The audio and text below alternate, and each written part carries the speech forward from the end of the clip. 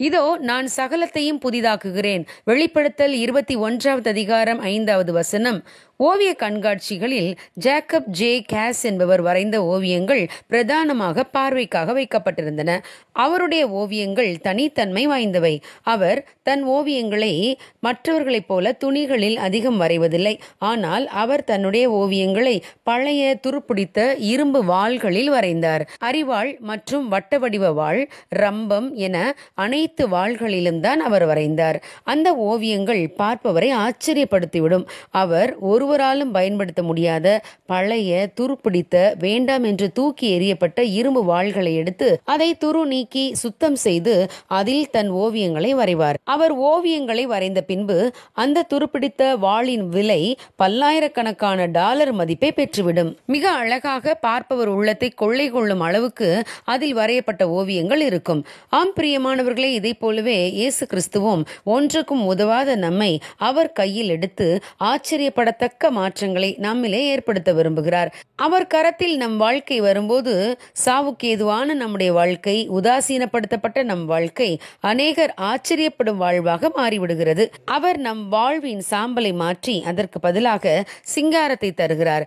அவர் நம்மை கையில் எடுத்தால் நம் மதிப்பு கூடும். வேண்டாம் என்று நம்மை ஒதுக்கியவர்கள் நம்மை தேடி வரத்தக்கதாக தேவன் காரியத்தை மாறுதலாக முடிய பண்ணுவார். ஆனால் தேவன் நம்மை மாற்றுவதற்கு நாம் நம்மை அவருடைய கரத்திலே ஒப்பு கொடுக்க வேண்டும். அவர் நம்மை உருமாற்ற அவருடைய கரங்களில் நம்மை அர்ப்பணிக்க வேண்டும். ஆம், நம் தேவன் சகலத்தையும் புதிதாக்குகிறவர், நம்மை மேன்மைப்படுத்துகிறவர். இஸ்ரவேல் ஜனங்கள் வனாந்திரத்திலே நடந்து வந்தபோது எரிகோவின் ஜனங்கள் இஸ்ரவேலின் தேவன் அவர்களுக்கு செய்த அதிசயங்களை கேள்விப்பட்டார்கள். ஆனால் யாரும் கர்த்தரை விசுவாசிக்கவில்லை. அந்த எரிகோ ஜனங்களில் ராகாப் என்ற ஒரு வேசி பெண் இருந்தாள். அவள் சமுதாயத்தில் எல்லாராலும் ஒதுக்கப்பட்டவளாய் இருந்தாள். அவள் வீடு ஊருக்குள்ளே இல்லை. நகரத்தின் மதில் மேலே வீடு கட்டி அதிலே குடியிருந்தாள்.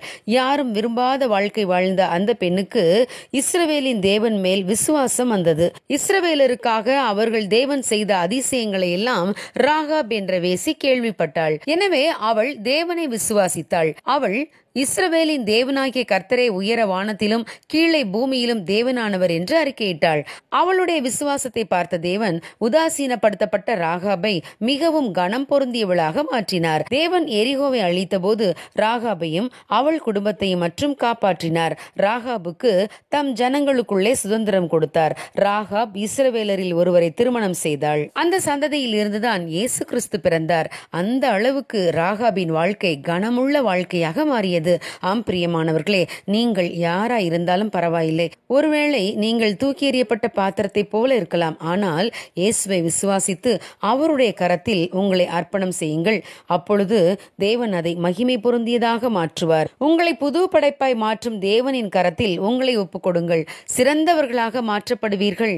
God bless you. Have a blessed week ahead.